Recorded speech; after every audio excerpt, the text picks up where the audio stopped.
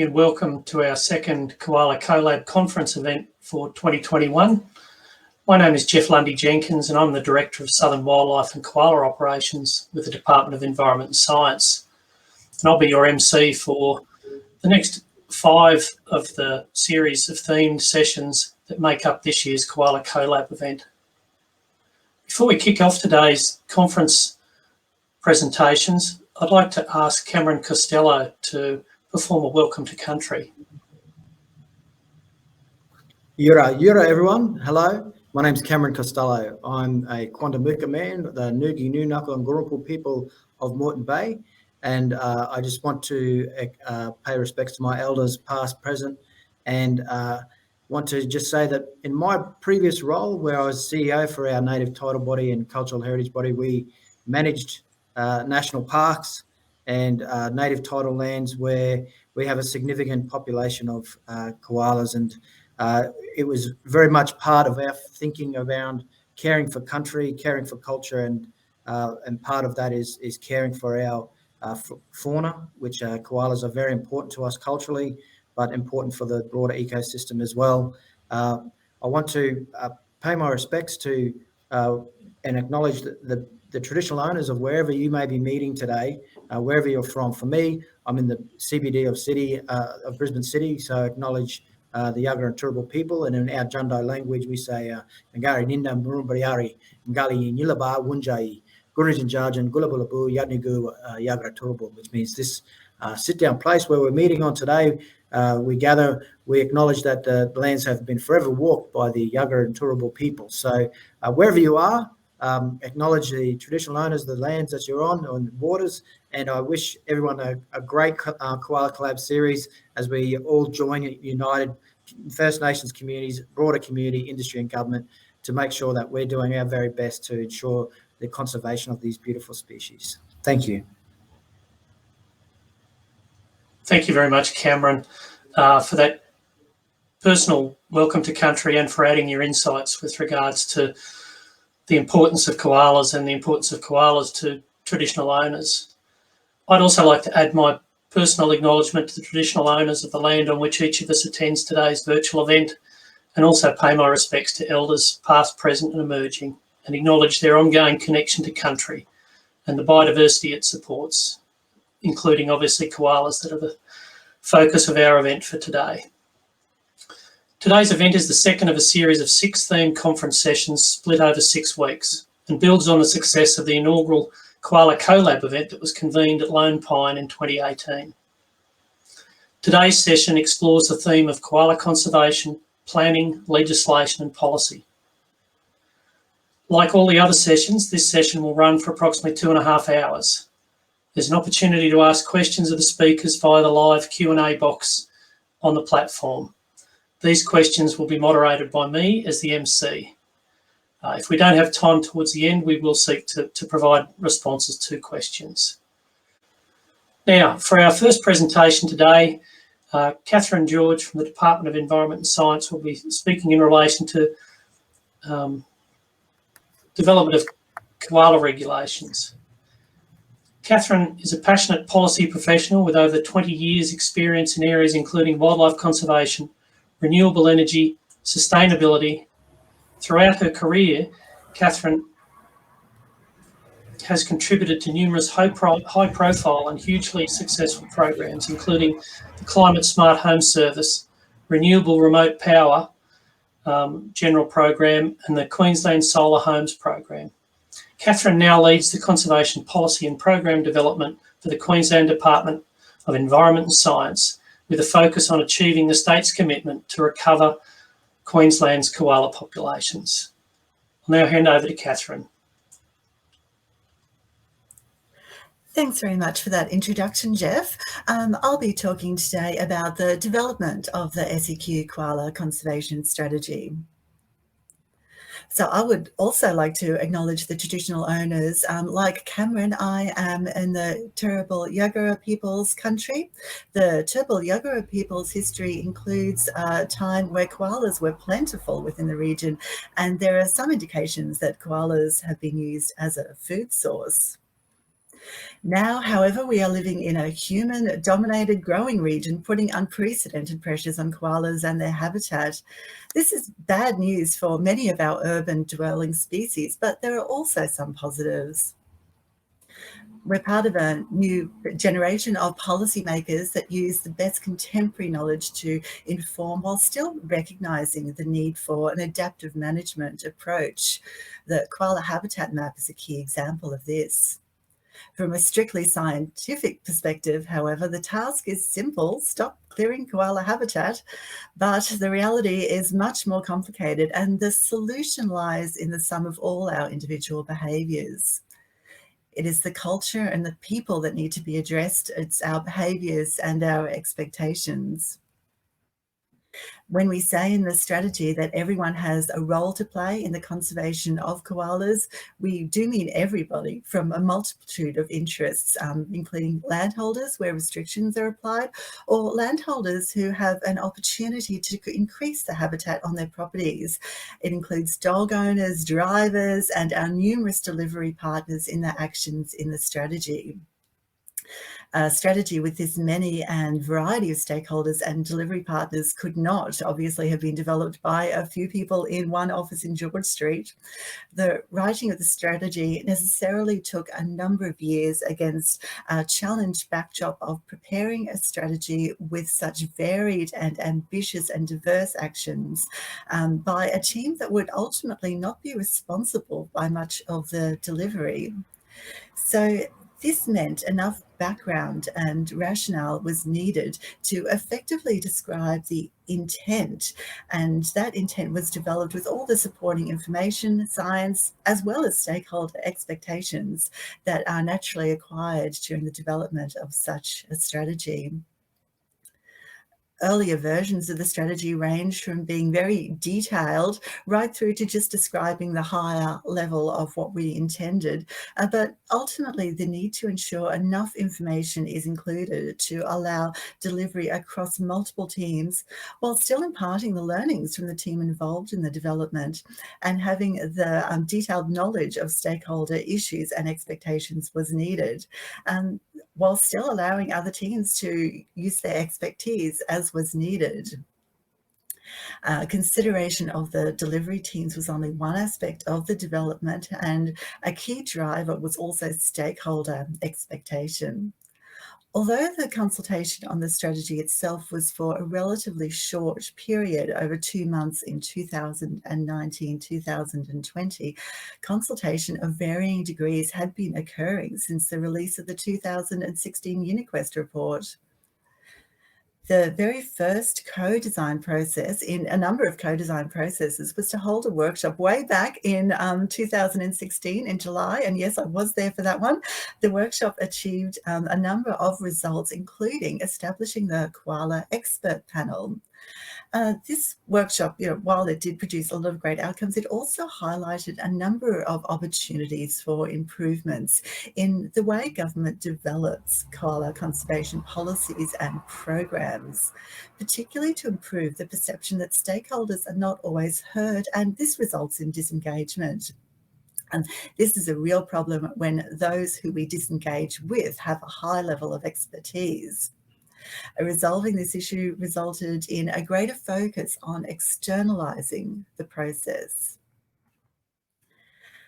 The Koala Expert Panel was the first in this journey, with a mix of expertise in ecology, planning and environmental law, and wildlife management.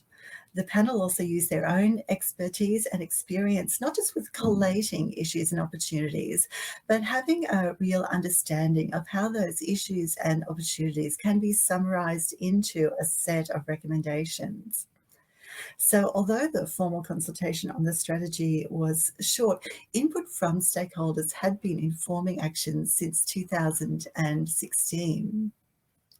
The Koala Expert Panel also undertook extensive public consultation in 2016 through 2017, which included an online survey, written public submissions, face-to-face consultation, engagement with selected experts to test strategy experts, and an expert elicitation process. So it was quite a detailed and informed process. A key finding was that habitat loss was the single biggest issue in koala conservation, and that caused the greatest public concern, followed closely by concerns with the planning and development framework leading to urban exemption. 84% of participants suggested a need for planning and development related changes to protect koalas, such as revising specific regulatory instruments and applying a regional approach to habitat protection. When this ultimately resulted in amendments to the planning framework as it related to koala habitat protection that came about in February 2020. The role of the Koala Advisory Council has also been instrumental in the development of the strategy through representing their stakeholders, but also allowing differing viewpoints to be considered at the one table and discussed openly. This would not have been possible in the public consultation kind of process. We cannot thank the Council enough for their professionalism, openness to viewpoints of other members, and attention to details of every document, and there were many that we sent to them. It was an unpaid gig that was on top of their normal jobs, and the email responses back to the department containing improvements and edits that were received at 11:30 on a Sunday night did not go unnoticed. It was also a necessary balancing act of commencing work to reduce any perception of doing nothing while the strategy was in development, while ensuring the work that we were starting to progress with didn't preempt any actions in the strategy. The Queensland Trust for Nature contract for habitat restoration was a relatively easy decision to make with regards to starting this work, as opposed to acquisition programs that can be costly compared to the overall outcomes. Habitat restoration and natural revegetation, especially done with a partner with as much experience as the Queensland Trust for Nature, was an easy decision and another example of a partnership approach that is working by being based on mutual respect for each other's areas of expertise.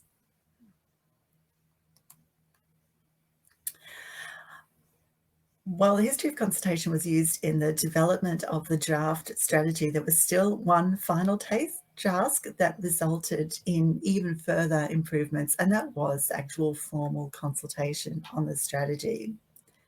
So on 8th of December 2019, consultation was launched on the draft strategy. It closed on the 31st of January in 2020. The draft strategy originally had targets that were around habitat protection, restoration, populations, and threat reduction.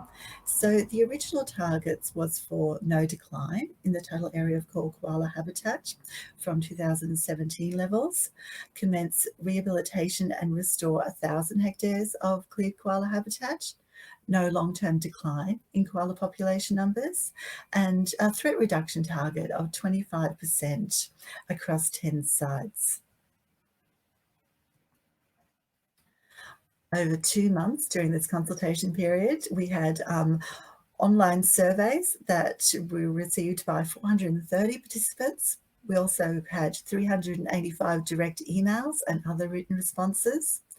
We held community drop-in sessions at Beenleigh, Caloundra, Ipswich, Aspley, Morayfield and Currumbin. Each of these sessions were held for 2 days, and we had regional events at the Koala Daisy Hill Centre, which had a drop-in 2-day event and also some static displays, and a number of static displays across our offices in Brisbane. We also held stakeholder workshops with participants nominated by the Koala Advisory Council, and those participants included the development sector, environmental groups, research institutions, and local governments. These stakeholders participated in a series of workshops where they went through and explored each section of the draft strategy through a structured conversation, and also looked at the targets. We also had 2 traditional owner workshops, recognising that one of the key actions in the strategy is recognising the importance of koalas to First Nations people. So through this process, we received some very clear stakeholder expectations that what was needed was more ambitious targets. The targets should be bolder and should be aimed to meet for a net gain in koala habitat rather than just a simple net loss. For restoration, again, clear feedback that the targets should be more ambitious, that the strategy should aim for an increase in population, not just halting the decline, that the threat reduction targets should also be much more bolder, but also that the state should have closer collaboration across all levels of governments. So these ambitious targets have been set as a means to drive and focus collaboration activities, and they will also underpin the monitoring and reporting activity that will go on over the life of the strategy. The targets are intended to work independently and together and are supported by all the actions. Feedback was received by members of the Koala Advisory Council as well as a number of other partners about the targets. And while there was overwhelming support for the strategy in most of the actions, some feedback for changes to the targets did result in a number of those changes that you see in the final version that has more ambitious targets. That, of course, also raises some concerns about how we balance stakeholder comments that are not always consistent, how we manage this in the current fiscal environment, especially when we released the strategy in our newly post-COVID world, balancing targets on science that is available, complete, appropriate and robust. How we use specific, measurable, attainable, relevant, time-based targets versus the more aspirational and ambitious targets. While ambitious targets do have their place, the benefit of this strategy is the ability for us to be able to report on outcomes with a view to having continuous improvements. There was also comments made about timeframes for the restoration, that it exceeds the current length of the strategy, as do the planning regulation amendments. But the strategy being 5 years is the first step for a number of longer term initiatives.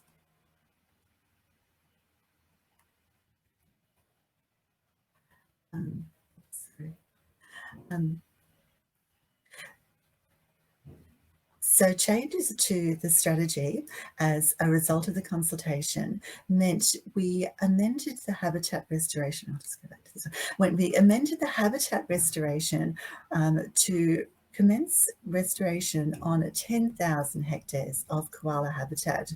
So that target now takes into account the need to respond to the background rate of habitat loss through land use change, for example, exemptions. The threats have been amended to commencing 10 programs in threat priority areas to support at least a 25% reduction in disease, industry and mortality in those locations. This target provides flexibility to measure the impacts of the range of interventions at a number of locations and taking into account background population trends. The targets are also supported by a number of action areas, including habitat protection. So these are actions that include and build on the new regulatory framework that ensures koala habitat protection is safeguarded through the planning scheme and on private lands that are impacted by the state or other developers. The Queensland government has already commenced the regulations, but we're also working on a number of other actions in the strategy, such as looking at how the state can be held to the same account as the private sector when protecting koala habitat.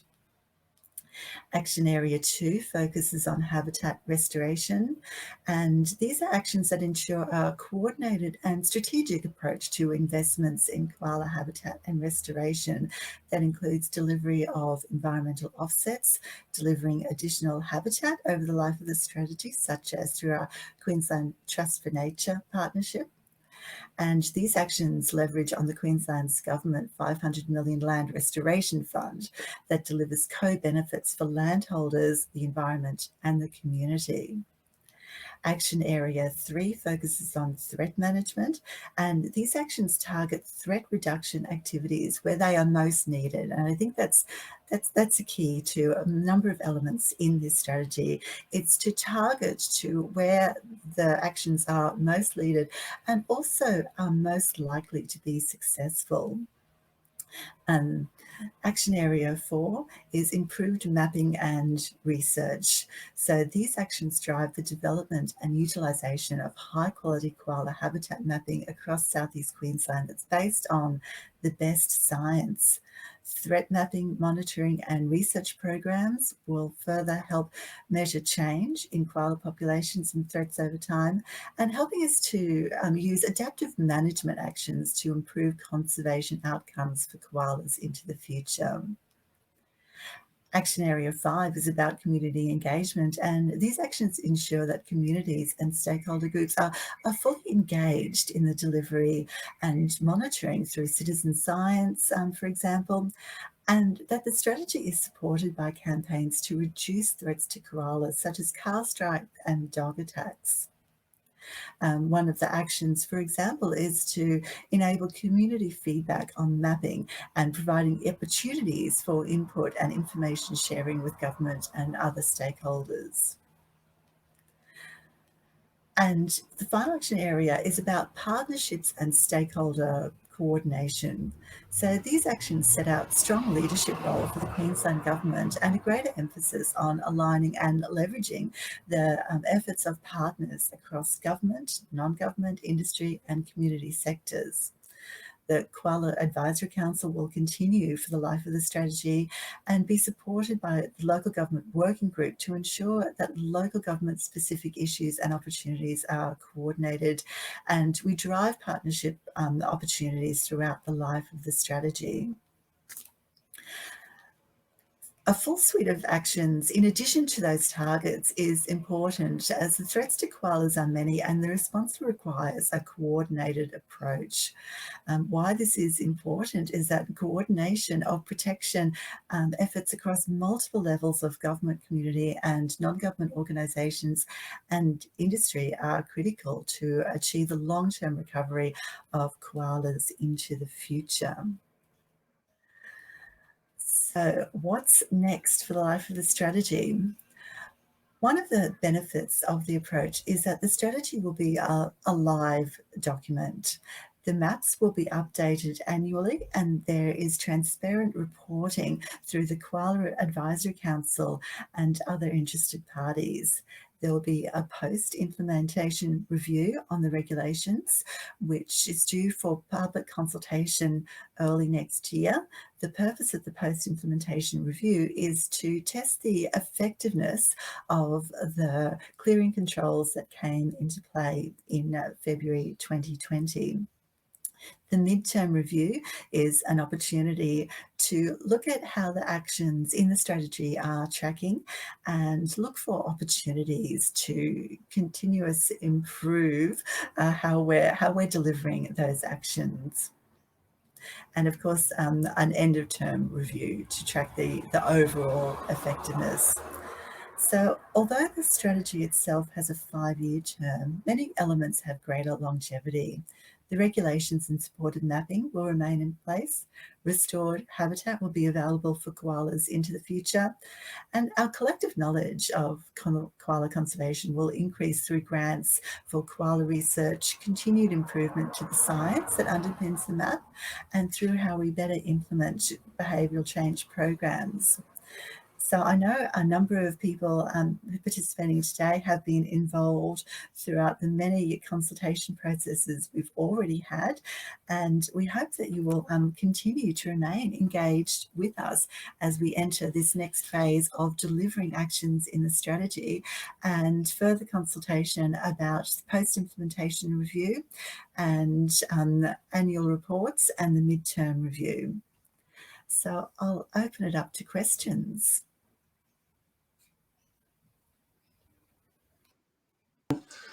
We have generated a few questions. The first question I was going to pose to you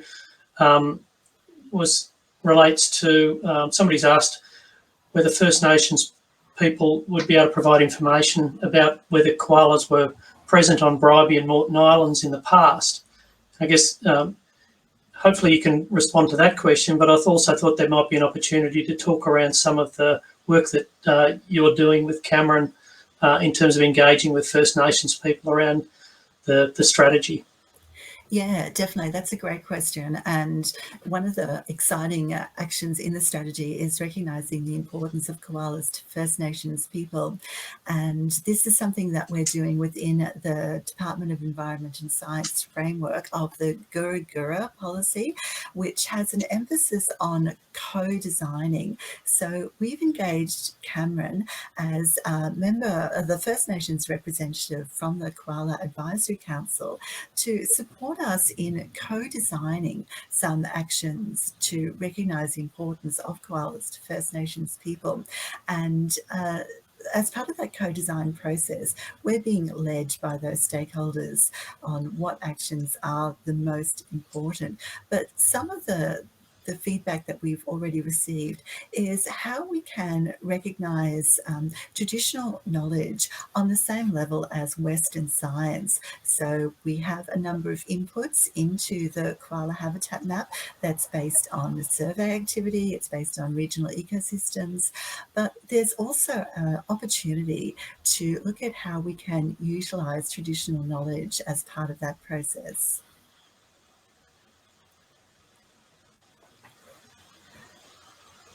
Thanks, Catherine. We've fielded a couple of questions with regards to targets within the strategy, and there's probably two key ones there. One was, can you confirm that the targets were measured against a baseline established from 2017? The second one relates to one of the specific targets, and that was on what basis did they choose a target of a 25% reduction? Sure.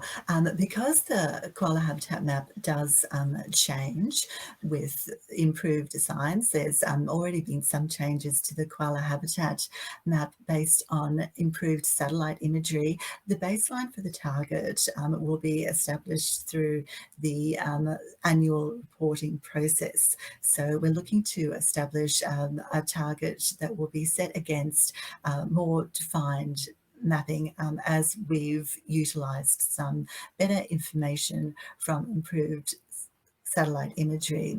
And the target for threat reduction was developed in consultation with our colleagues in transport and main roads, recognising that vehicle strike is a key contributor to threats in the region. So the threat target will be driven by koala threat mapping to look at areas where there is opportunity for the greatest outcome. So we don't want to invest a significant portion of our budget to areas that might not be able to yield a significant result. The targets need to be measurable. So by having those 25% reduction over 10 areas, we think that's an achievable means of, and also something that can be measurable. There are a number of other actions in the strategy that do relate to threat management for koalas that include, work that we're going to be doing with Griffith Uni on dog attack and domestic dog initiatives, but the target for the threat reduction itself is something that we wanted to define as measurable outcome across a number of areas where we will have intensive management and measuring of those sites. Thanks. Which I think we've had in some of the previous sessions, but I'll pose it to you in terms of the strategy, and has consideration been given to expanding the strategy to include areas outside of SEQ? The particular person asking the questions based in the Toowoomba region, most of which falls just outside the SEQ region. However, they're aware that they have koala populations in the region that are experiencing impacts from the same threats as those in SEQ regarding land clearing, etc. So just the question is really about is there consideration for expanding the strategy outside of SEQ? Yeah, so the strategy is focused on SEQ because this is the region where koalas face the greatest threats from urban development. We will roll out the actions in the strategy and test the effectiveness of the regulations to see how things are travelling and how effective they are before considering rolling it out to other areas in Queensland. Thanks. Okay, thanks. The next question is, have locations in SEQ been identified for the 10,000 hectare habitat restoration target? Yes, they are starting to be rolled out.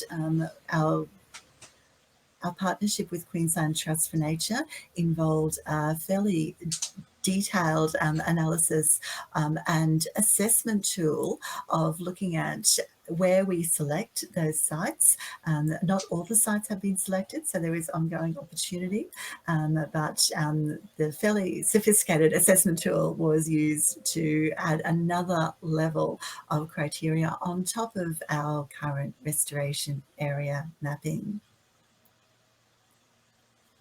Thanks. Thanks, Catherine. I might just add to that response as well, just to say that, again, one of the mapping products that was developed by the department is koala habitat restoration areas. So the mapping that was done by the Queensland Herbarium has also identified koala habitat restoration areas.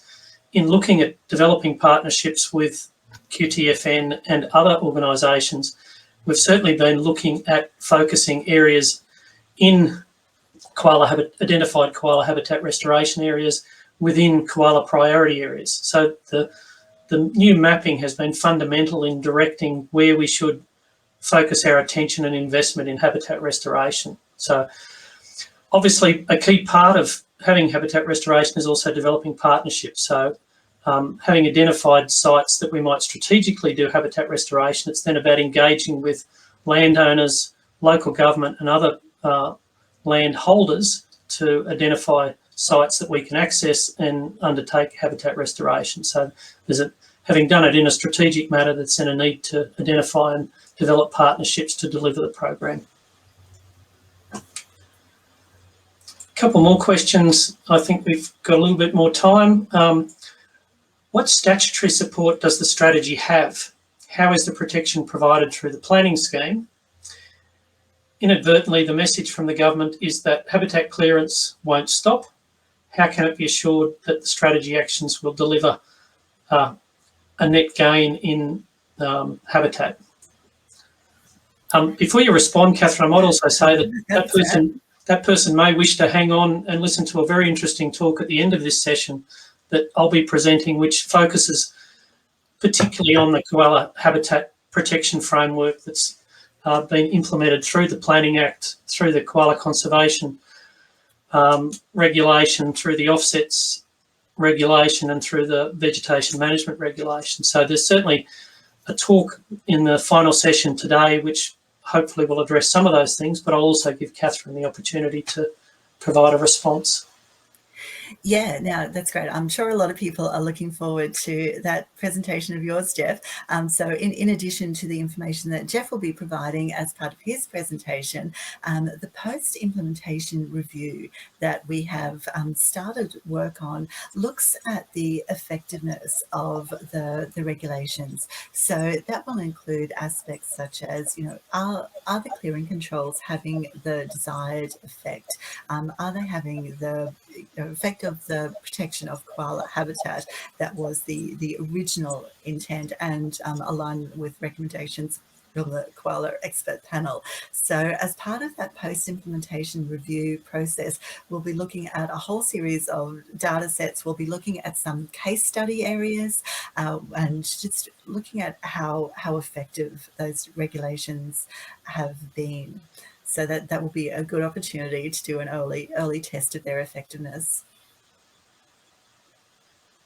You've certainly generated some interest, so we've got quite a few more questions, and there's still a bit of time. There's a question here which is, will there be policy legislation amendments that better equip enforcement authorities when koala habitat has been unlawfully removed. If you don't mind, I wouldn't mind tackling that one first and then give you an opportunity to respond. Through the local government working group, there's certainly been some discussion with regards to the need to work cooperatively with local governments to clarify the compliance and enforcement responses that can be made under the new planning arrangements. So the department is currently progressing some consultation with local governments to set up a specific koala habitat compliance and enforcement focus group. So over the next, in the next couple of weeks, we expect that each of the local governments will be requested to nominate somebody who would like to participate in that forum, so that we can actually unpick the powers that exist within the legislative and regulatory arrangements that are in place, and look at how we can best support local governments and other enforcement authorities to undertake that enforcement around unlawful clearing of koala habitat or not meeting obligations with regards to conditions that are applied to development approvals. Wasn't sure if you wanted to add anything to that, Catherine? No, thanks, Jeff. I think that's covered everything. Thanks for that. Okay. I think we've got time for one final question, and is the restoration of habitat restoration areas being done by DES, or does this include offsets established by other developers and local councils? Yeah, so there's a bit of both. So the habitat restoration will be through our partner with QTFN, but we'll also be utilising environmental offsets where as needed for that. Okay. Thanks very much. I think we've just about come to a close in terms of our timing. If you're keen to participate in the next session, please go back to the timeline to join that next session. But please join me in thanking Catherine for her presentation. Thanks very much. Thanks, Jeff.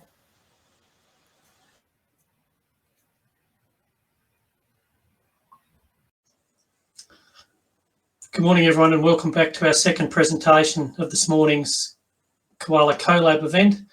The second presentation is going to be provided by Tina Strawn from the Gold Coast City Council. Tina will be talking about koala conservation on the Gold Coast. Tina's the Supervising Conservation Officer with the Gold Coast City Council and part of the Gold Coast Priority Species Conservation Team. She began her public service career 10 years ago as a research officer, chasing koalas throughout some of the city's most beautiful natural areas, as well as some of the most developed. She project managed the delivery of the city's Koala Conservation Plan and is now involved in the creation of the Priority Species Conservation Plan, delivering a conservation program aimed at managing some of the city's most important species. Tina holds a science, environmental experimental sciences, and graduated with first-class honours in applied science, animal studies. She's also trained as a wildlife veterinary nurse, who previously spent 10 years working with captive animals in some of Queensland's most popular zoos. So thank you very much. We look forward to hearing from Tina in relation to koala conservation on the Gold Coast. Jeff, good morning, everybody. My name is Tina Strawn, as Jeff just introduced me. And as he said, I work on the Priority Species Conservation Team for the City of Gold Coast. The main role of our team is to carry out the actions within our Koala Conservation Plan, which is in this presentation, as well as highlight some of the plan's major projects that we are currently working on. So the Gold Coast actively supports some of the most important koala habitat populations in southeast Queensland. However, they are under great pressure from urban development and other threats such as disease and vehicle strike. In response to this, the City of Gold Coast developed a conservation plan to address these issues. The Koala Conservation Plan was endorsed by Council in 2017, and it was an amalgamation of our 3 separate locality-based plans for our priority areas that we had at the time, as well as an expansion of conservation actions to include a whole-of-city approach. The 3 priority koala areas were Elanora, Crumbin Waters, Burleigh Ridge and East Coomera, and they're highlighted up on the map there in yellow. As these were the areas that were identified as requiring focused conservation efforts to support the population. The city collects a lot of its own data and works very closely with Currumbin Wildlife Hospital and Wildcare Australia. And it's through this detailed information, it became evident over time that there were additional populations within the city that also now required focused attention, such as the Parkwood Coomba area. And so the citywide Koala Conservation Plan was developed. The plan is underpinned by more than a decade of research into the city's koala population and habitat. This allowed for the creation of an implementation plan that directly addressed the issues affecting koala populations on the Gold Coast. The plan takes a multifaceted approach, assigning actions citywide such as community engagement and education, direct targeting actions to specific issues in specific localities, responding to major threats through mitigation actions, and is bolstered by on-ground research to monitor koala populations, habitat, genetics, landscape use, and threats to survival. The Koala Conservation Plan is grouped into major by our research as the priority for koala conservation on the Gold Coast. These include habitat, traffic, health and welfare, pest and domestic animal, population monitoring, and community engagement. The plan also presents some of the statistics and data gathered through our research to assess koala habitat, koala sightings, and koala health, as well as present the findings of our population time. Some of the plan's major projects currently being worked on include the citywide koala monitoring surveys, the Vehicle Collision Mitigation Project, amendments to local laws around the keeping of domestic dogs in koala habitat areas, a substantial koala sightings database, and chlamydia research.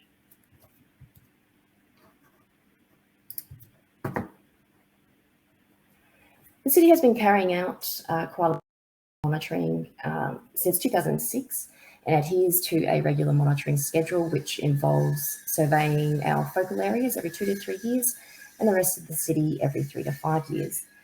The spot assessment technique and strip transects are carried out at regular intervals to gather data that is analysed to determine activity level, area of occupancy, habitat and tree use, density level, and to approximate population size. We also sometimes collect fecal samples for genetic analysis, which provides an insight into the health of the population and the impact of barriers on populations, such as the ability of animals to cross over or under the Pacific motorway. And this information informs our actions and helps us to understand where to focus our efforts or if we need to amend our actions. The city has been carrying out vehicle strike mitigation measures for many years, mostly centred around signage, both static and variable, as well as community education. Vehicle strike is a major cause of koala mortality on the Gold Coast, and therefore to ensure we are targeting our efforts at the most appropriate locations, to assess whether our current actions are effective, and to ensure we manage our resources to achieve the most effective outcomes in the most resource efficient way, we have begun the Wildlife Vehicle Collision Mitigation Project. So this project is a comprehensive study of all wildlife vehicle collisions across the city, incorporating almost 7,000 records of animal strikes of all species, not just koalas, on both state and city managed roads. The project identified the top roads with the most strikes and located the hotspot strike locations on each of these. And an assessment of each hotspot was then conducted, combining desktop analysis with on-ground site visits to try to understand the cause of the hotspot and the best mitigation measures for each. These sites have been prioritised to ensure the city can focus their attentions to implementing mitigation measures at the sites that will have the most benefit of reduction of vehicle strikes. This project is due for completion in the coming months, and we look forward to implementing actions to improve vehicle strikes on our worst affected roads. Chlamydia is one of the leading causes of mortality for koalas on the Gold Coast. In response to this, the city is partnering with Currumbin Wildlife Hospital to deliver chlamydia vaccine research. The city granted the hospital $250,000 over 5 years to assess the hypothesis that vaccinating 10% of a semi-closed population would reduce the overall level of the disease sufficiently to improve fertility rates that such that population declines could be reversed in 5 to 10 years. This project has included the capture, collaring, vaccination and monitoring of koalas within the Elanora area, where the incidence of disease is thought to be around 70% and will be assessed by the number of animals admitted to the hospital over time, along with population monitoring to assess its effectiveness. This research will help us to understand the minimum amount of effort that is required to gain an effective level of chlamydia protection for populations. I've kept the data for 2021 in the chart that's up. The year hasn't ended yet, but because it's currently showing an interesting drop so far in the percentage of chlamydia positive animals that have been admitted to Crime and Wildlife Hospital, this can't be contributed to the vaccine project as yet, but it just follows a significant spike in 2019 and then another drop back down, and then this other significant drop this year. There are a lot of variables to assess to determine why this may actually be the case, and only time and data will tell us why, but so far it's just telling an interesting story, so we're all keen to see what the data shows at the end of this busy koala breeding season. Since 2008, the city has been collecting koala sightings reported by the Community Council. We initially started with an option to either phone, fax or fill out a hard copy form for sightings, but we have since moved to an online sightings form, which has been updated and improved over time. Our online sightings form now allows reporters to enter all the data of the koalas they have sighted, plus provide photos to help them assess the health of the animal and other identifying features such as the sex of the animal or if they have ear tags. And then more detailed information about the koala's location, such as if it was crossing a road or in danger, and an option to call wildcare if the animal is unwell. There is also a capability to submit photos and videos, which has also been extremely useful for us.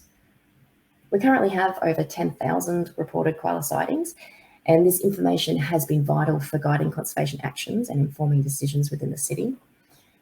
This information has countless uses and is drawn upon when assessing development applications, deciding where to place vehicle strike mitigation measures, determining if habitat is currently used by koalas, informing decisions about koala release locations for rescued animals, and most importantly, it provides a great communication tool for the public.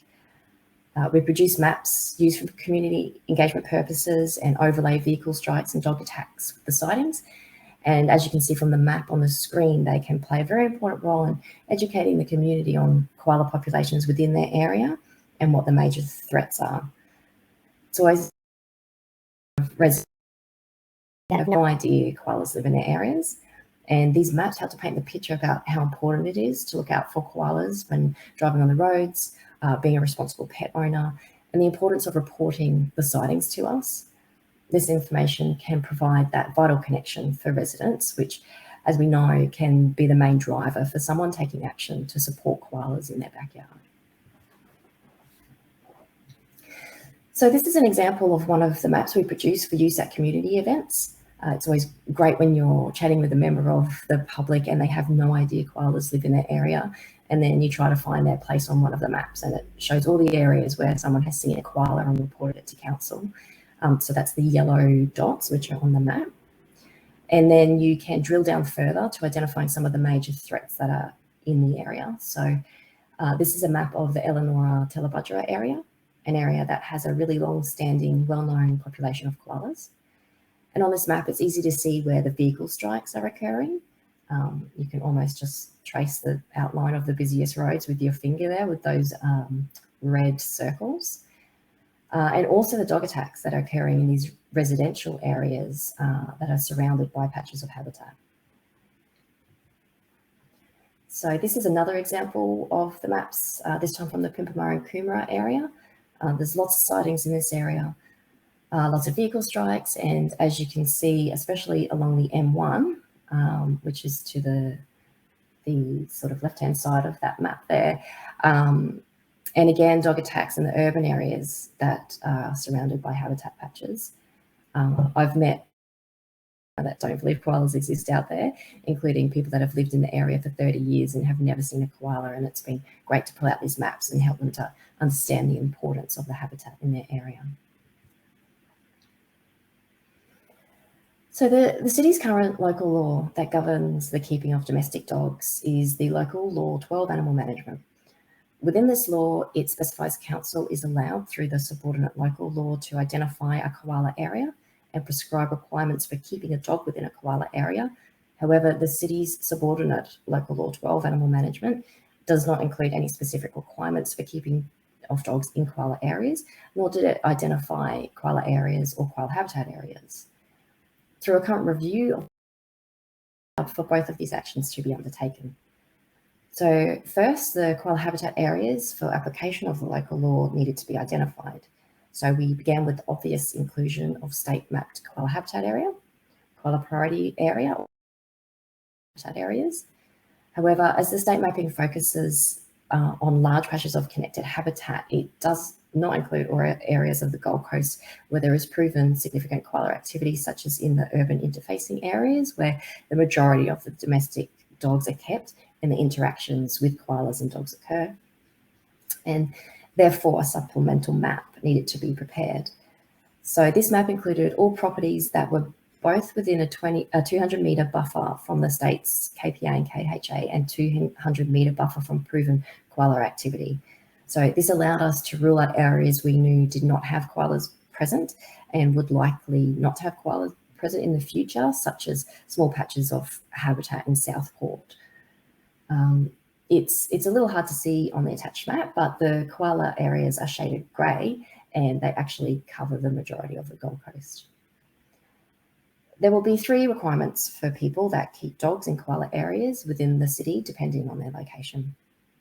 The first requirement is for all dog owners across the city, regardless of being in a koala area or not.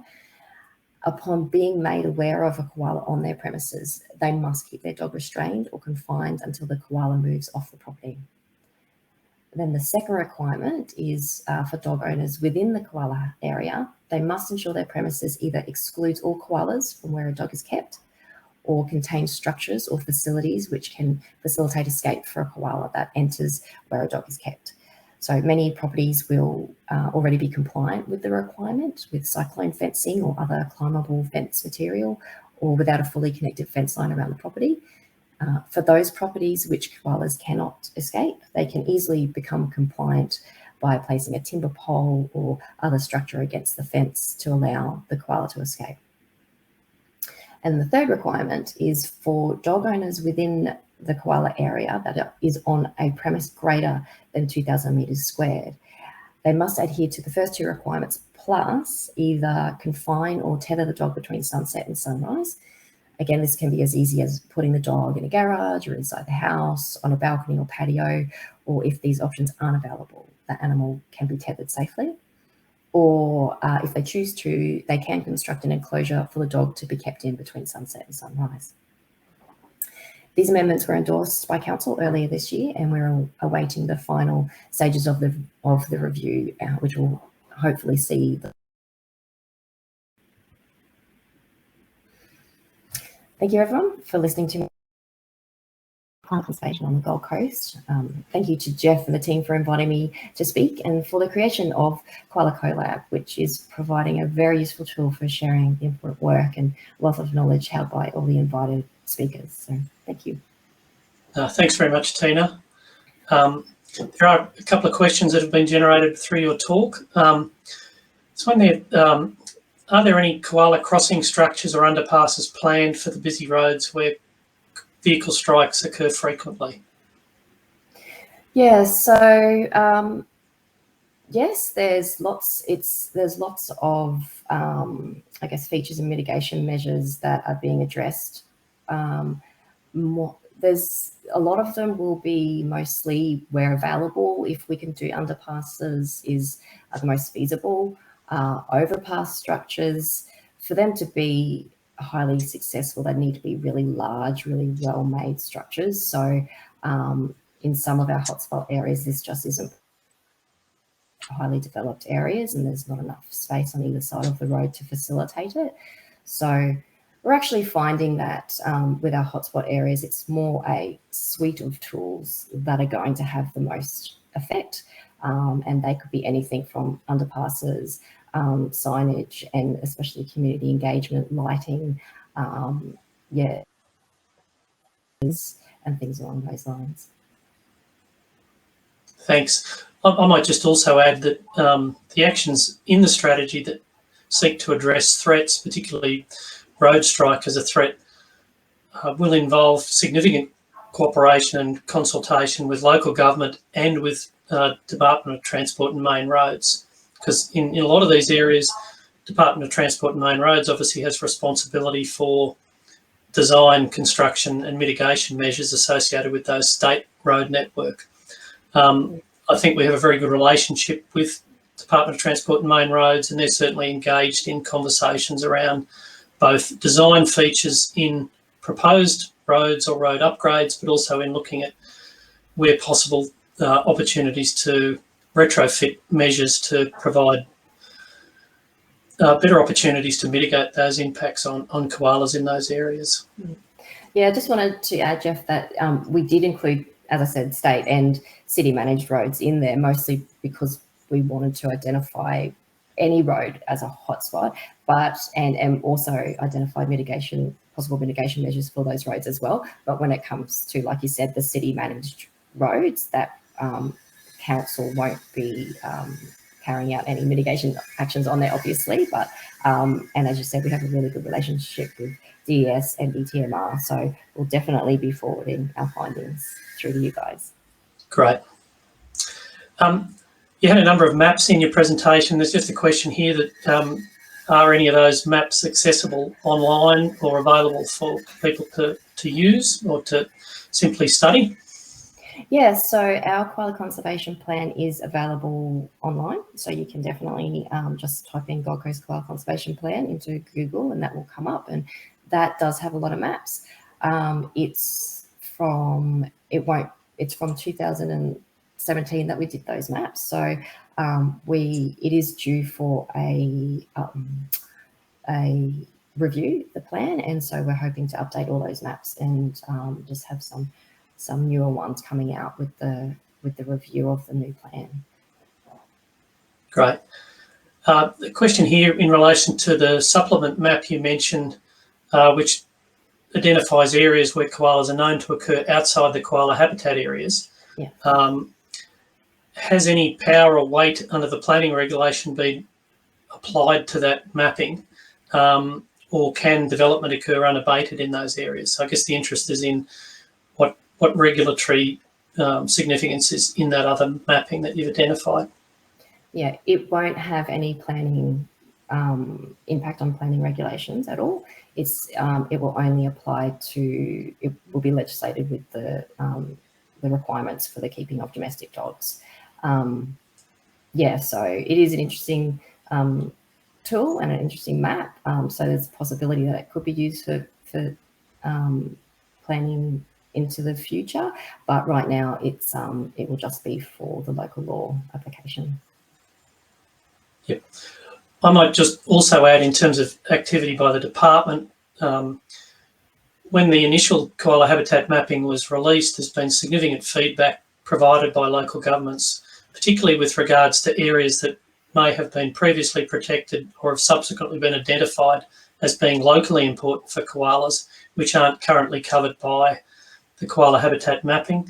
The department is certainly involved in a process of engagement with local governments to look at other mechanisms that may be used to provide some level of protection to those locally significant areas of koala habitat. So they're not forgotten, but we're looking at other mechanisms, because at the moment the koala habitat area map is the state trigger under the planning regulation. You can't also include those other local areas at this point because they don't meet the threshold for the mapping methodology that's been used, but there is recognition that there are areas across local governments and SEQ that we need to look at providing additional protection to. There's one here that will Department of Transport and Main Roads and local government in SEQ be required to install koala sensitive road design in strike hotspots, or will it be voluntary? I don't know about DTMR, but I know that those guidelines are used by our development assessors when applications come in. It's definitely, I believe, they use to help guide their assessment.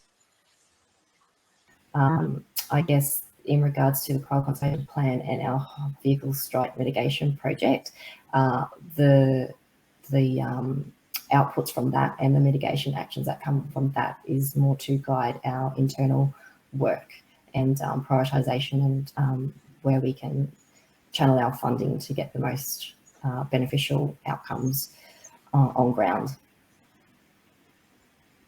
Yeah, and I can probably just add that DTMR and local governments are fully engaged in the process of supporting the DES threat mapping process and also the threat mitigation project. So whilst it may not be that it's regulated that those measures need to be taken, there's strong engagement and partnership in the space around threat mitigation. DTMR are contributing data and doing their own modelling with regards to identifying key threats, and are certainly looking where possible to include design features in their roads and also to retrofit solutions where it's identified that there's significant koala mortalities in areas. There's a question here with regards to the requirements of the proposed bylaw for animal management. How are these going to be enforced, and will there be a widespread public education and staff dedicated to enforcement appropriate penalty infringement provisions? Yeah, so the community consultation and a big public education program is going to be probably the biggest part of what we do when these laws are rolled out. We're hoping that with that education within the community, people will be aware of aware of the animals that are within their areas and moving through their backyards. The biggest thing is people are just not aware that they are moving through their backyards. And they also just aren't aware that their animals will attack koala, even the smallest ones. And they're also not aware, I guess, of the options that they do have to prevent that from happening. So we're going to place a lot of emphasis on that program. We're going to really make sure that the community in these koala areas are aware of koalas moving through and what their options are. And we're hoping that that will actually help to negate any need to actually enforce it or have any incidents where we have to pin anyone. That's probably would be the last thing that we would like to do. But in regards to resourcing, that's something that animal management will be working on, and it will be a combined effort between our team and their team, trying to ensure that people are abiding by the new regulations. That's great. Thanks very much, Tina. Although there's extra questions there, we've run out of time for this particular session. So thank you, Tina, for your presentation. There's an opportunity to jump into the discussion forum or to seek to connect with Tina. We will also seek to provide responses to those questions that we haven't got to during this session.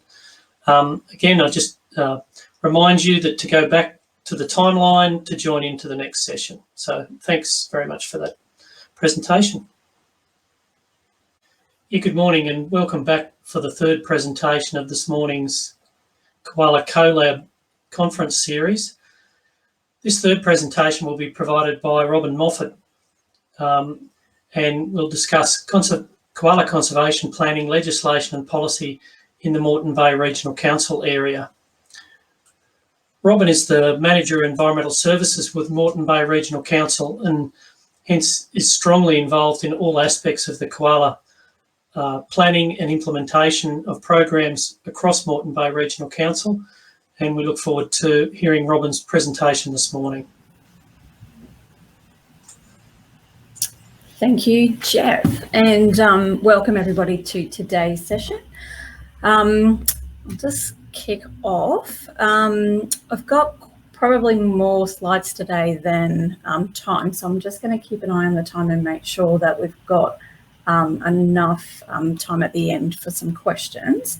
The first couple of slides in the presentation are really just there for an overview in relation to the koala policy, particularly focused on the Moreton Bay region over the last 25 years.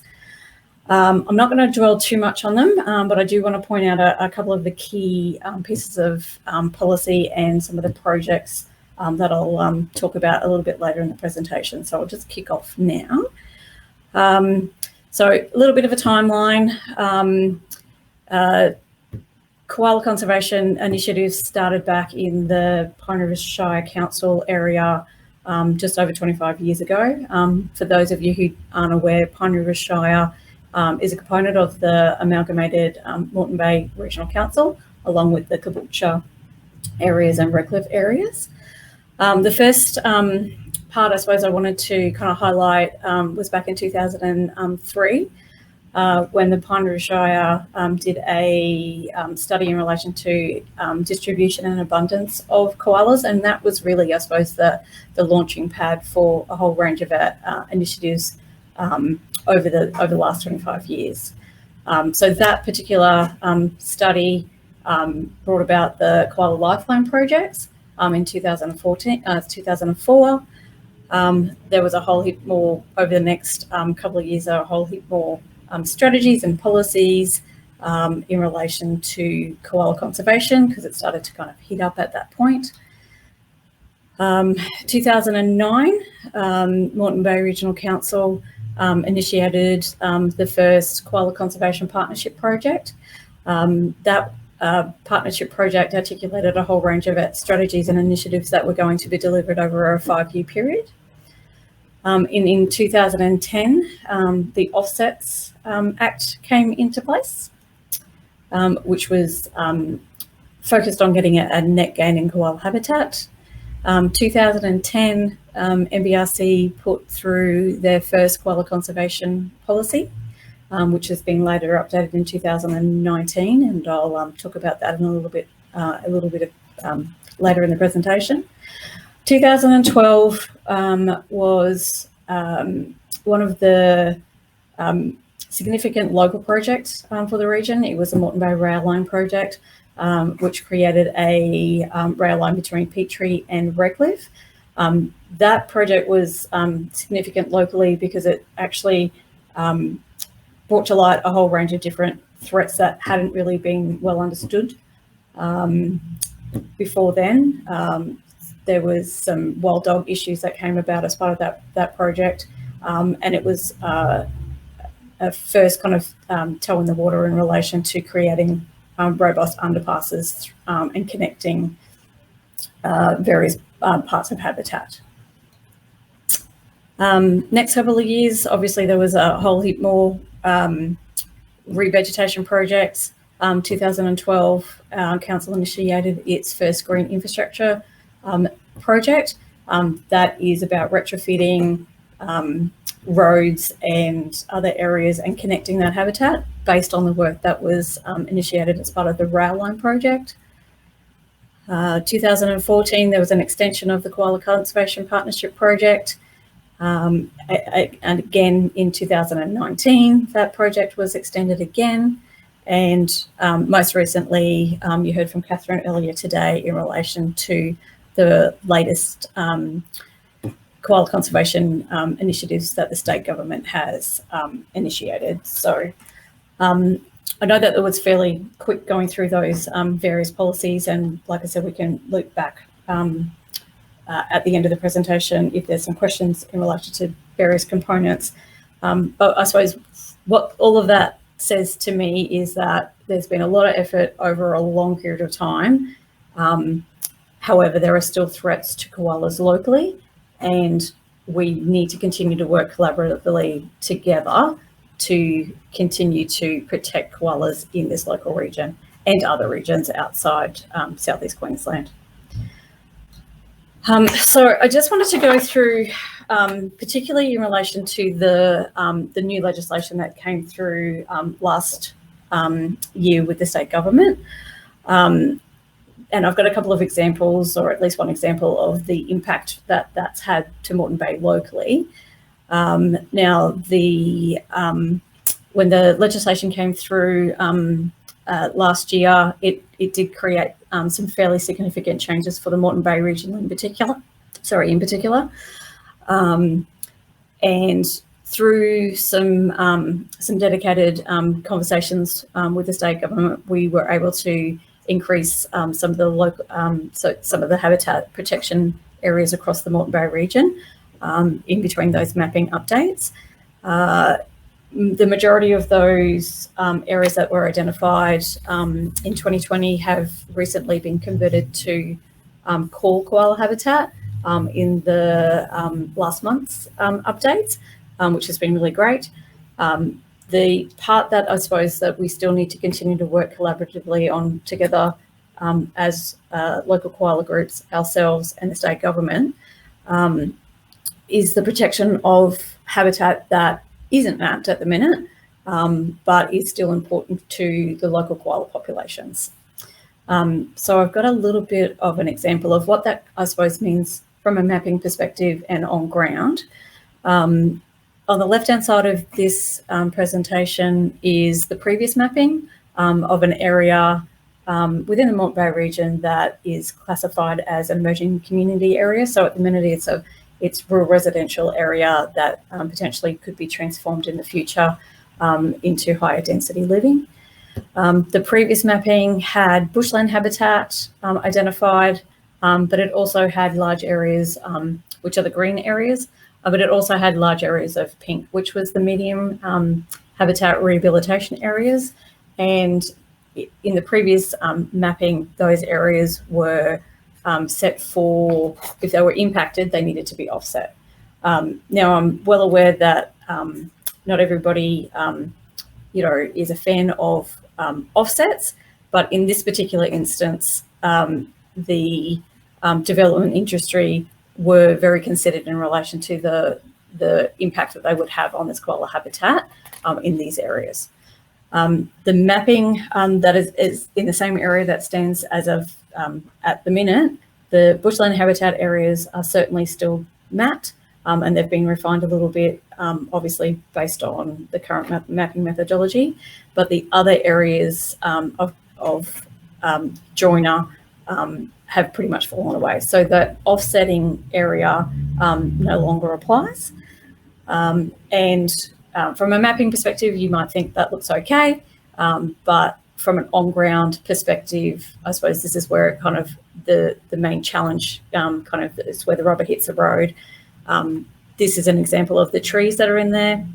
They're scattered trees throughout the area. There's plenty of koala records in this area, but because the methodology of the mapping doesn't pick up or recognise these areas, there is there's potential for these areas to be developed, but without that instance where those trees can be offset. So there's still a little bit of work for everybody to do moving forward, particularly for Moreton Bay Regional Council and DES to work through what does this mean for particular areas across Moreton Bay which are in this zone where they are emerging, and what does that mean for the wildlife that's in this area, and how do we maintain those robust connections and wildlife corridors. It's not all doom and gloom though, and we'll just move past the mapping component into some of the other policy parts that we have for the Moreton Bay region. We do have a local law that does include some koala conservation components. Certainly, whilst we have these provisions in the local law at the minute, there's certainly some room for improvement. You'll see this is at the bottom right hand side of the screen is an extract from the subordinate local law of the animal management local law, which talks about what you need to do with your dog in particular if a koala is on the property. Like I said, it's good the fact that these provisions actually in our local law. The room for improvement is that it is relying on the property owner to know that there's a koala or potentially koala on their property. We've had certainly some recent incidents where the property owner either doesn't know the koala's on the property and the dogs attack the koala, or the person's out at the time and the dogs attack the koala. So it's, like I said, room for improvement. Earlier this year, we as an organisation instigated a local law review, and koalas were one of the key focus areas for that community consultation. Animals was the most popular topic of incoming submissions, with 16,000 submissions, which is really great. And we're currently working through that feedback and the provisions to see what we can do to further strengthen this particular local law, and also our community comms in relation to that. Like I said earlier in the presentation, Moreton Bay Regional Council has had a koala conservation policy in place since 2010. It was updated recently in 2019. And we're currently underway reviewing that policy in the light of the state government strategy, the local law review, and also our community survey that we recently completed early this year as well. You'll Say Moreton Bay. The You'll Say Moreton Bay community engagement platform is very extensive. It's forming the basis of the region's corporate strategies moving on into the future. So if anybody's interested in, or if they haven't had their say in relation to what does that mean for the moving forward into for our corporate planning, please head over to our website. The results of the first initial community engagement for the You'll Say Moreton Bay had the environment as the top priority for the region, which is it's not unexpected, but certainly I'm very pleased to see that the environment is the top priority for our community. I'll just move into some of the initiatives now, because I've got probably 15 minutes to go. One of our key initiatives that were put through last year was Council's land buyback policy. This is similar to a levy that other local governments have. We've collected some funds from an infrastructure charging perspective, and we've purchased 2 properties so far since this policy was introduced last year. One at Eaton's Crossing Road and one up at Caboolture in near Flowers Road. The key, I suppose, message that is coming out of this land buyback program is that whilst properties are actually purchased, they actually have a lot of spin-off projects that are being connected to the land buyback program. This is a great example along Eaton's Crossing Road. There's a parkland that is part of the corridor. So one area has been purchased for land buyback, and then the parkland beside it has been enhanced with some koala habitat trees in liaison with one of the local koala welfare groups.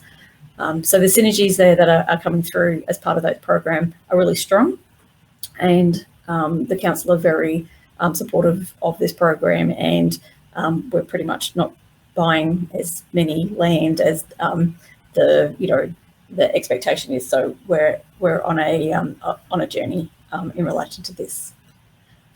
The other program that's been very successful across the Moreton Bay region is the Green Infrastructure Network program. I did mention that at the beginning. This program has been in place for some time now, and it's built on the back of the Moreton Bay Rail Link. where they put through quite a lot of underpasses under the rail line. There is some science behind where the retrofits go. And this picture on the top left-hand side is between the mill at Moreton Bay at Petrie and Wiley Park. This was a known hotspot area for koala crossings straight across a very busy road.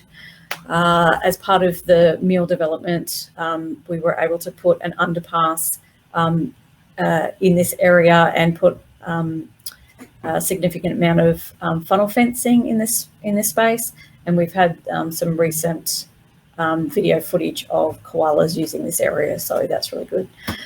This program is, we did a report just last year.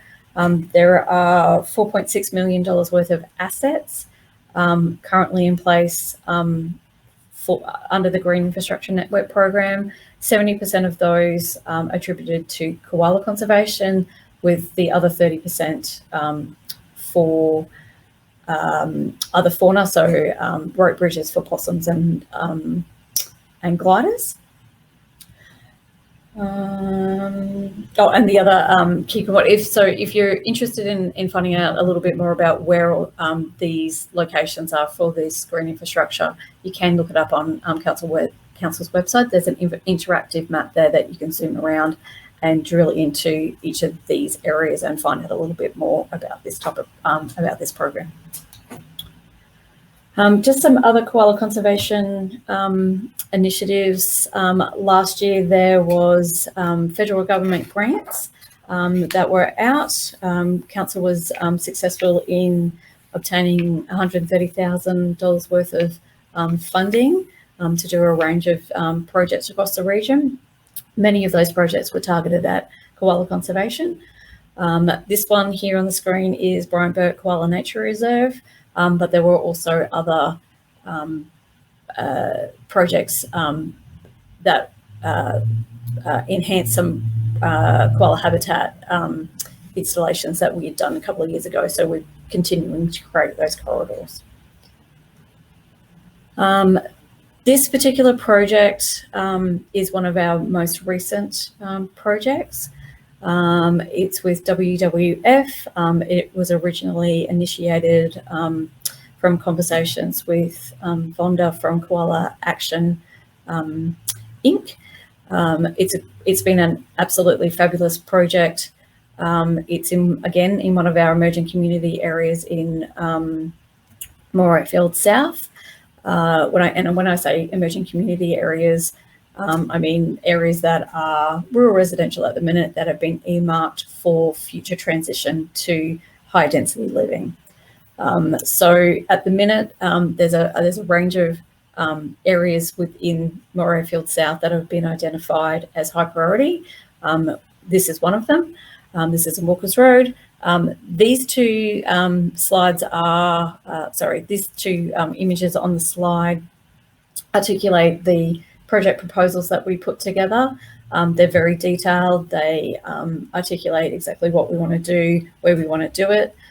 We use these particular project proposals to send around to all the different players who need to have a look at the project to make sure that it's the project's not going to be impacted in the future. In particular, this area is next to a creek line, so we needed to make sure that we checked flooding. There was a range of different tweaks that we needed to make to this particular project before we initiated it, but ultimately everyone ticked it off and it's been installed now. Part of the project, I suppose, has offshoots for other fauna. There were some weed trees there that were logged as part of the rehabilitation, but instead of like cutting them down to the ground, we actually engaged a particular company called Habitat to drill some hollows into some of these tree trunks, and it was, you know, very, very quickly we had rainbow lorikeets, you know, jumping straight into those hollows. So it's a really lovely project that shows, through collaboration with a whole range of different players, how easy habitat can be enhanced. Final couple of slides are in relation to one of Council's signature projects. It's the mill at Moreton Bay. For those of you who are unaware of this particular project, it's located at pretty much in the centre of the previous Pine River Shire Council area at Petrie. Council purchased this block of land from the previous landowner as it was a paper mill back in 2016. There's 65 hectares across this site that have been earmarked for future development, and 110 hectares across this site that's been earmarked for green space and habitat rehabilitation. Now, as you can aware, former paper mills, converting that to natural space and development area, there's a decontamination process that's well underway. And as part of that process, and on the back of the information that came through as part of the Moreton Bay Rail Line project, this is Petrie Station here, and it goes all the way up to Redcliffe. We were aware that there was a reasonably high koala population on this site, and as part of that development plan, Moreton Bay Regional Council put in a specific koala management program for the site. The main aim of that was to make sure that during any construction and decontamination that the koalas were safe, and I'm very pleased to report that the construction activities themselves haven't impacted any of the koalas. So when the programs first started in 2017, there were 45 koalas on the site. There's now over 100 being monitored. We've enhanced habitat corridors, and there's been some habitat enhancement across the site as well. There's some disused lakes on the site. So, sorry, not lakes, deep sediment ponds, which are being progressively dewatered at the minute. That's creating some more challenges on the site, but we're working through those collaboratively with Eve, who is our contractor, and the site to make sure that those areas are able to be rehabilitated in a safe manner. The success of this particular program pretty much comes back to threat management. So originally there were a number of wild dogs around this region which have been dealt with. We are actively dealing with disease management, and traffic is restricted across the site. So when you take out threats, it's a very clear example of how a koala population can grow and thrive in an urban setting or any setting if you actually take some time to dedicate to threat management. And last couple of slides, because I'm running out of time. Whilst there's been some great initiatives at the mill, the emerging challenges that we're facing now are on this screen. So we're noticing from some footage that we've been taking recently, there are domestic dog issues, people walking their dogs off lead, which we're addressing. They're in the same areas where the koalas are traversing. And despite our best efforts of underpasses and fencing, koalas are using the same pathways and travel pathways as we're using, and we'll block off an area to funnel koalas in a particular area, yet they are continuing to break through some of those fences or using areas where people have cut and they're crossing roads. So this is not a project that we will just, stop. We will continue to work through what are the different threats as we move forward. First thing that I said today, collaboration is vital, and I'd just like to end, I suppose, on that point. There is a lot of different programs and initiatives that everybody is involved in. I'm sure everybody online today is involved in one way, shape or form in relation to koala conservation. And like I said initially, we need to continue to work together collaboratively and focus on koala conservation throughout southeast Queensland and also Moreton Bay to secure the future of the koala across this region. And last slide is just a couple of our key partners in our region. Don't believe there's many. That's the end of my presentation. I'm not sure, Jeff, if there's any time for questions, or I'm more than happy to take questions offline if necessary.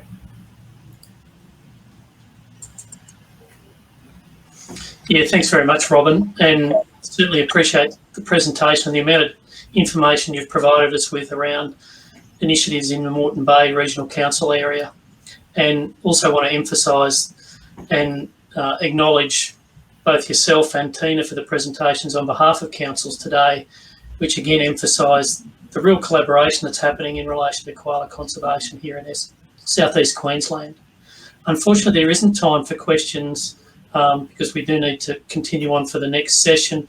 There's a number of questions that haven't been answered. They will be answered and displayed in the On-Air Resource Centre, which can be found on the timeline. Moving forward, if people did want to connect with Robin in the meeting hub to continue a conversation or to ask specific questions, there's that opportunity as well. So thanks very much for your presentation today, Robin. If people want to sit in for the next session, please follow the link back to the timeline and log back in for the next session. Thanks very much. Thank you. Yeah, good morning again and welcome back for the final presentation of today's KoalaCollab Conference Series. As I indicated in the introduction, this final presentation will be provided by myself.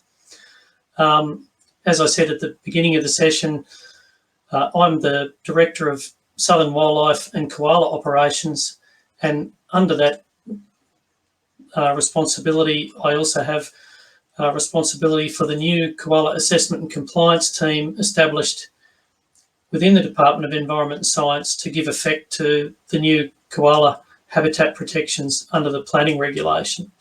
So this morning I'll be presenting a detailed summary of the key features of Queensland's new Koala Habitat Protection Framework, which was introduced by the Queensland Government in February 2020.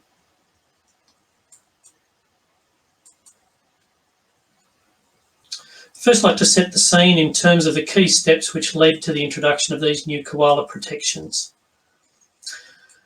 The UniQuest report, which was released in 2015, provided information in relation to a key southeast Queensland koala population modelling study. And it provided clear statistical evidence of dramatic declines in koala populations in southeast Queensland. The study showed that there'd been a decline in densities of around 80% in the Koala Coast and about 54% in Pine Rivers between 1996 and 2014, and that these declines were occurring despite the protection measures that were in place at that time. This information then prompted the Queensland Government to review koala conservation policies and led to the establishment of the Koala Expert Panel. The panel undertook a review of existing koala conservation measures, and in their final report, which was released in 2017, the panel made recommendations about the most appropriate and realistic actions to reverse the decline in koala populations and ensure the long-term persistence of koalas in southeast Queensland. Both the UniQuest report and the expert panel reports both highlighted the significance of habitat loss as a key factor in the observed declines in koala populations. Using new state-of-the-art koala habitat mapping, which was described in detail in our first KoalaCollab session by Stephen Howell, the Queensland Herbarium estimates that there are currently approximately 716,000 hectares of koala habitat within remnant vegetation and high-value regrowth areas in southeast Queensland. And that's depicted in the second of these maps. Using that same methodology, the herbarium also estimated that using pre-clearing vegetation data, that there was approximately 1.8 million hectares of koala habitat prior to clearing. As such, there'd been an estimated 72% reduction in core koala habitat over the period of that pre-clearing to current analysis. A similar analysis of vegetation clearing rates across SEQ between 2008 and 2015, which was undertaken by the Koala Expert Panel, indicated that the loss of habitat was ongoing and that approximately 19,000 hectares of koala habitat had been lost within the SEQ planning region during that period, which equated to a loss of about 4% of the woody and regrowth vegetation that had been mapped as koala habitat. So again, the evidence was clear that there was ongoing loss of koala habitat despite the presence of conservation measures. Not surprisingly, this evidence of the extent and ongoing loss of koala habitat led the expert panel's final report to detail 6 key primary recommendations on changes to current policies and programs to address these ongoing declines. At the core of the panel's recommendations was a call for a more strategic and coordinated approach to koala conservation. The panel concluded that decades of koala conservation measures had, in the absence of coordinated effort, failed to address population decline, and as such recommended a much greater focus on engagement and development of partnerships with other stakeholders, particularly local government, has been critical to reversing the declines in koala populations. The Queensland Government's response to the expert panel report accepted and supported all 6 of the expert panel's recommendations and detailed a way forward to start implementing the recommended actions. There were 4 key steps identified in the Queensland Government's response to the expert panel report. The first was the commencement of a review of the components of the planning framework that relate to koala habitat protection. The second was a continuation of a number of existing key conservation programs, including koala habitat restoration, koala threat mapping, and the identification of priority areas for koala conservation efforts. The third was the appointment of a Koala Advisory Council with diverse membership to provide advice to government on implementation of a koala strategy. The final one was a commitment that within 12 months of the final report from the expert panel, that the Queensland Government would commence implementing a koala strategy. And we heard this morning in Catherine's report about the development and current implementation status of that koala conservation strategy.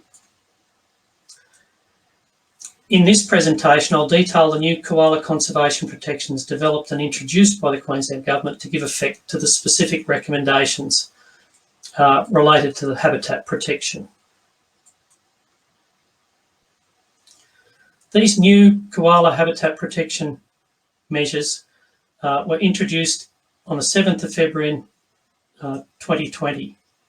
The new planning framework implements strict new clearing restrictions prohibiting clearing of koala habitat areas within koala priority areas and with some exemptions. The Nature Conservation and Other Legislation Amendment Regulation brought into force a number of amendments to other existing legislation and regulations. That included the Nature Conservation Koala Conservation Plan, the Planning Regulation, the Environmental Offsets Regulation, and the Vegetation Management Regulation. These amendments were to provide increased protection to koala habitat areas across southeast Queensland. The amendments to the Koala Conservation Plan sought to strengthen the plan's capacity to achieve its main purposes, which are to promote the continued existence of viable koala populations in the wild and to prevent the decline of koala habitats. The amended plan provides the framework for achieving these purposes by, first of all, establishing koala districts. And this established 3 koala districts which aggregate local government areas with comparable koala populations and prescribe particular legislative requirements which relate to those particular districts. The plan and the amendments to the plan also now establish koala priority areas, koala habitat areas, locally refined koala habitat areas, and koala habitat restoration areas.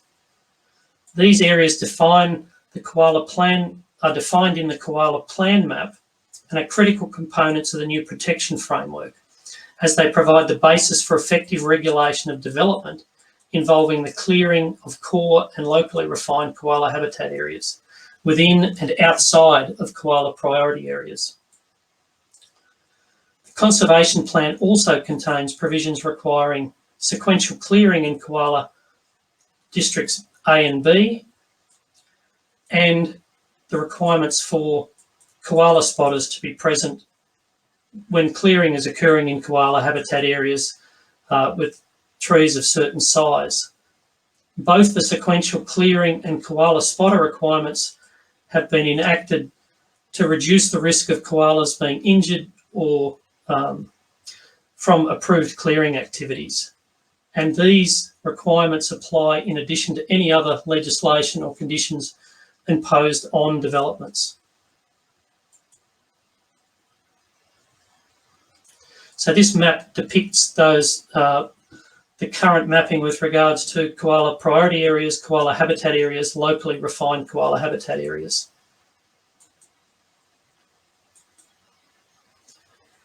As I've just outlined, the new scientifically based koala habitat mapping introduced through the Koala Conservation Plan is a critical part of Queensland's new koala habitat protection framework.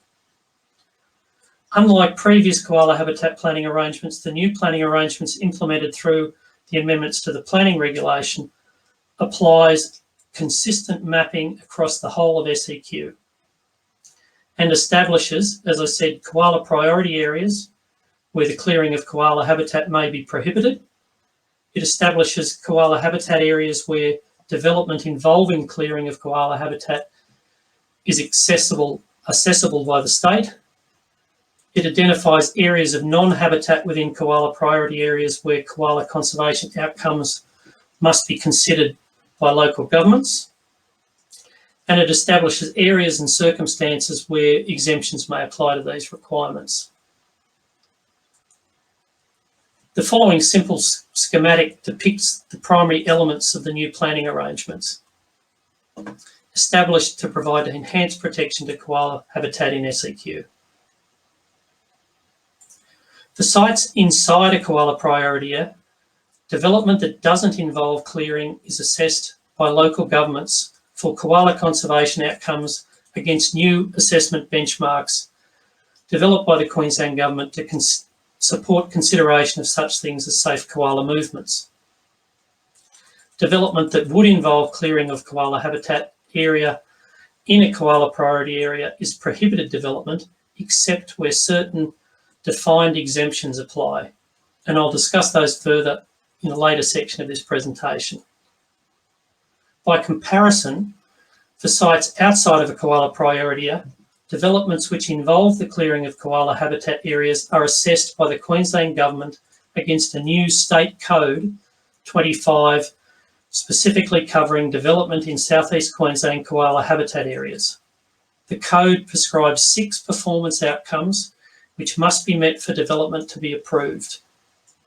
Developments which don't involve clearing of koala habitat don't require assessment by the state. Here's some of the key elements of the new state code which applies to development that is proposed to clear koala habitat outside koala priority areas. As I indicated previously, if development outside of a koala priority area can avoid clearing koala habitat, the development doesn't need state assessment. The purpose of the code, as expressed in these purpose statements, is to ensure that development in southwest Queensland results in no net loss of koala habitat area, that it does not contribute to increased fragmentation of koala habitat areas, that it seeks to maintain or improve connectivity within and between koala habitat areas to ensure safe koala movement, that development is constructed and undertaken in such a way that does not increase the risk of injury to or death of koalas, and avoids impacts on matters of state environmental significance. And where avoidance is not reasonably possible, it minimises and mitigates impacts and provides offsets for any significant residual impacts. The code prescribes sets of performance outcomes and acceptable outcomes which applicants must demonstrate they can comply with when proposing development that involves clearing of koala habitat area outside of koala priority areas. The performance outcomes and acceptable outcomes in the code apply to the development that is building work, operational works, material change of use, or reconfiguring a lot that is interfering with koala habitat. Developers must demonstrate compliance with the relevant provisions of the 6 performance outcomes covered by the code. These performance outcomes relate to retaining koala habitat areas, koala sensitive design and connectivity, koala safety from construction activities, matters of state environmental significance, and category C and R vegetation. As I previously mentioned, the new koala habitat protections contain exemptions for the clearing of koala habitat in order to provide balance with regards to the need to protect koala habitat with the need to allow some clearing to cater for growth and essential services. The full range of exemptions for clearing of koala habitat is listed in Schedule 24 of the planning regulation and includes a one-off exemption of clearing up to 500 square metres per lot, which allows landholders to build a house on their block if no other existing cleared area is available. It provides for authorised clearing under a development assessment for applications that were submitted prior to the introduction of these new measures. It allows for clearing for safety, so that's for necessary fire breaks or management lines or the removal of dangerous trees. The exemptions provide also for clearing for necessary fence or roads. It provides for clearing shown on a property management assessable vegetation map made again before the introduction of these new measures where areas are mapped as Category X vegetation. It also, exemptions cover low risk clearing of koala habitat under the amended acceptable development vegetation codes which were developed under the Vegetation Management Act. So that provides consistency with that legislation. The Environmental Offsets Regulation is also a key element of the new Koala Habitat Protection Framework, as it provides the legal basis for the delivery of environmental offsets as a condition on development approval where there is significant residual impact on koala habitat under various laws.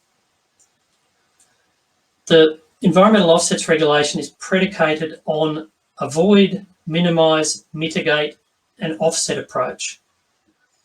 And this means that developers are obliged to try to avoid or mitigate the environmental impact in the first instance. The amendments to the Environmental Offsets Regulation introduced in February have established 3 legally prescribed environmental matters that relate to koalas and koala habitat in southeast Queensland, and which are subject to offsetting requirements in accordance with the regulation. These prescribed environmental matters include areas mapped as koala habitat area identified under the Nature Conservation Koala Conservation Plan, essential habitat for koala under the Vegetation Management Act, and areas which are not mapped but contain or are likely to contain koalas. Offsets may be required not only under the new State Code 25, but under a range of other legislation or policies. And that includes the state government-supported infrastructure Koala Conservation Policy, which establishes the requirements that must be met by government entities when progressing developments of community infrastructure projects. The offset regulation is supported by a significant residual impact guideline, and it considers the significant impact for each of the prescribed environmental matters. For koalas in southeast Queensland, the removal of a single non-juvenile koala habitat tree is considered a significant residual impact. The Queensland Environmental Offsets Policy requires that 3 koala habitat trees be established for every non-juvenile koala habitat tree removed in southeast Queensland. Where developers seek to progress financial settlement offsets, the value of the payment is calculated based on the local government area, the bioregion of impact, and the area of impact in hectares.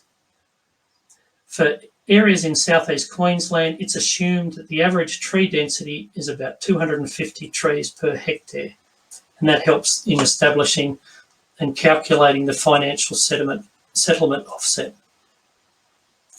In summing up, the reforms introduced as part of the Queensland's new Koala Habitat Protection Framework have increased the level of protection for a total of 716,000 hectares of koala habitat in southeast Queensland. These strong new protections also prohibit clearing in over 330,000 hectares of koala habitat areas within defined koala priority areas, with some exemptions. A further 385,000 hectares are now assessed by the Queensland Government against a state code with prescribed performance outcomes. This regulatory framework is underpinned by new state-of-the-art koala habitat mapping, which was independently reviewed and endorsed by CSIRO.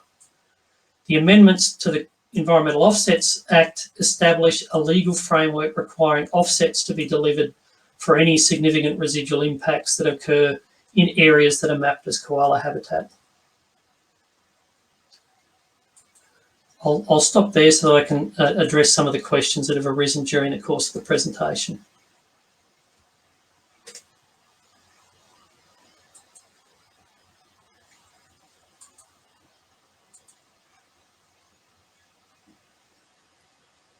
Just waiting for those Q&A questions to come up on my screen.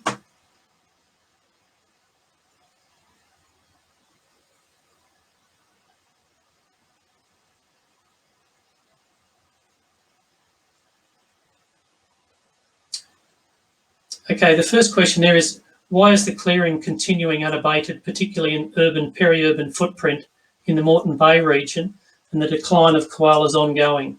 The urban, peri-urban areas support the greatest densities of koalas. Why isn't there a strong focus in these locations? I guess my response to that is that there is recognition that clearing was a significant contributing factor to the declines and that it had been ongoing.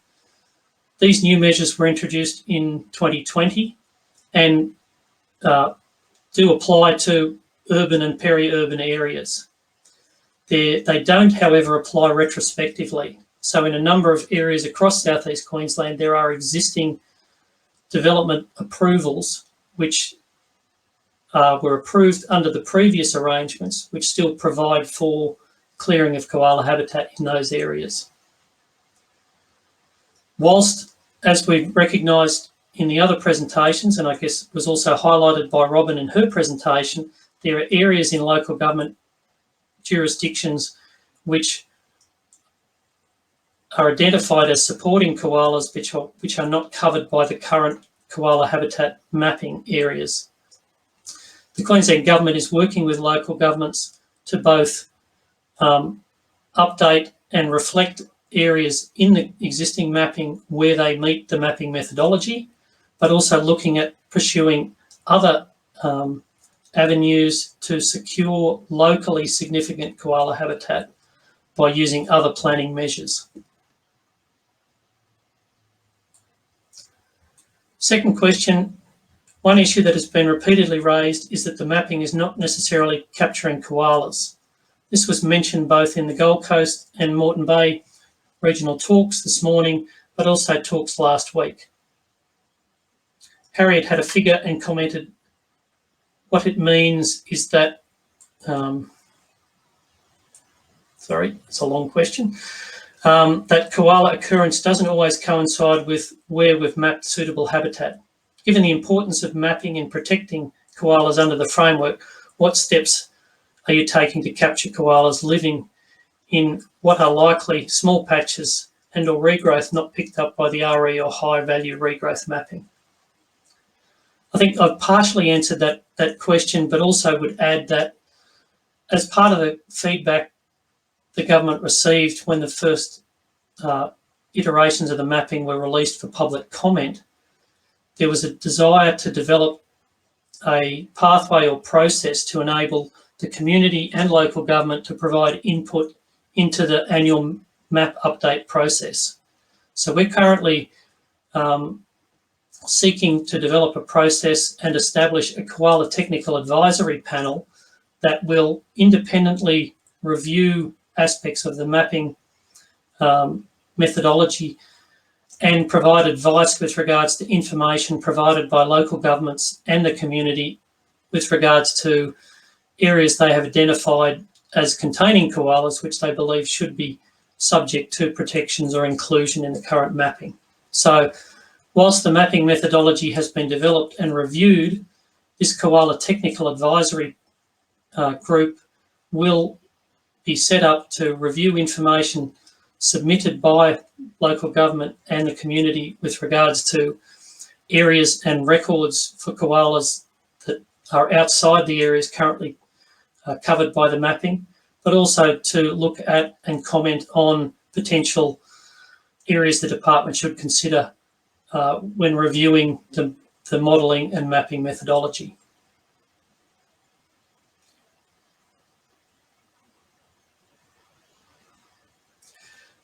Question here is, who keeps track of the one-off clearing of 500 square metres of koala habitat on a premises?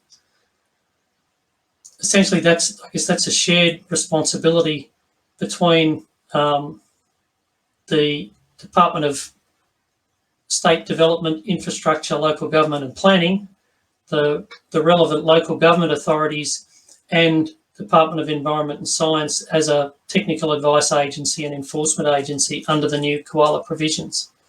So the annual mapping update done by the herbarium includes a review of changes in vegetation coverage, because the regional ecosystem mapping is a key underlying layer supporting the review of the koala habitat mapping.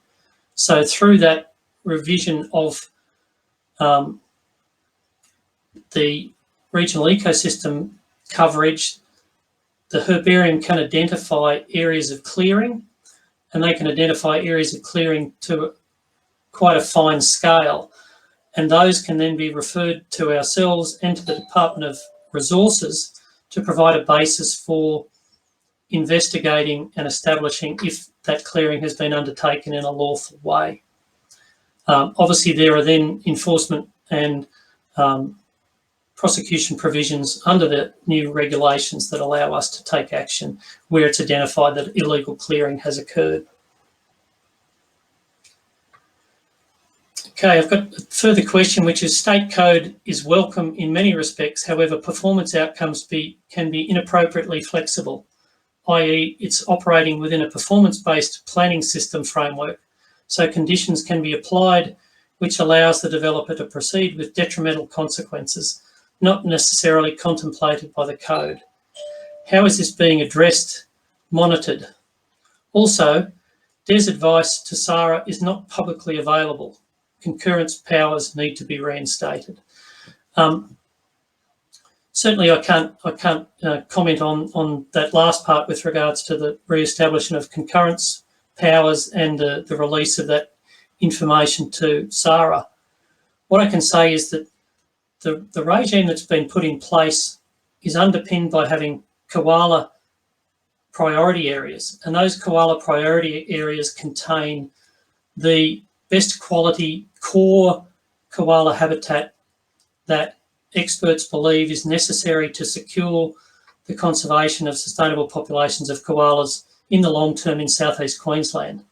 The areas of koala habitat outside of that are not sacrifice areas, but are subject to assessment so that development is done in a way that allows, to the greatest extent possible, for koala habitat to be retained and for measures to be put in place that provide for the persistence, safe movement and connection of koala populations in those other areas. That's done through the state planning code. The code is currently being reviewed along with other state codes. These matters will also be addressed through the post-implementation review and that Catherine discussed in her presentation. The intention of that post-implementation review is to look at how effective the measures that have been introduced in southeast Queensland have been in terms of changing the trajectory of clearing and the decline in koala habitat in southeast Queensland. So to that extent, the measures that are in place aren't static, they're subject to review, and we'll address any deficiencies that are identified through that post-implementation review in moving forward. I think I have 14 seconds left, so I'll take one more question. There seems to be another. This is the point. Why is clearing still happening where it is evident that koalas are inhabiting those areas? No need to send koala spotters if habitat is protected.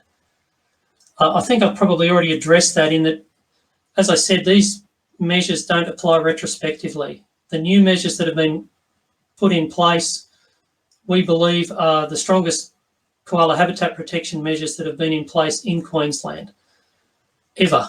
Though, as a consequence, there are still live development approvals that were made under previous arrangements which provide for koala habitat to be cleared. The opportunities to secure or protect that land would require the removal of those development approvals, and there'd be significant compensation payable to people to remove those development rights, as well as to acquire and protect that land. So at the moment, retrospectively trying to remove development approvals isn't something that's being considered. Okay, unfortunately we've run out of time. Very happy that we will continue to provide responses to the many questions that people have lodged to continue this conversation. I'd like to thank and acknowledge all the other presenters that have contributed to this morning's KoalaCollab session. Remind you that our next KoalaCollab session will be on Wednesday next week, and invite you to join us again then. Thanks very much.